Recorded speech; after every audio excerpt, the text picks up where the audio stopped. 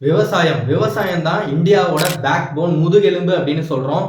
அந்த விவசாயத்தை செய்யக்கூடிய விவசாயிகளோட நிலைமை இன்னைக்கு ரோட்ல அவங்க மேல ஸ்டேட் போலீஸ், சென்ட்ரல் போலீஸ் இவங்க எல்லாருமே சேர்ந்து கண்ணீர் புகை குண்டுகளை போட்டு அவங்கள பயங்கரமா மன உளைச்சலுக்கு ஆளாக்கிட்டு இருக்காங்க.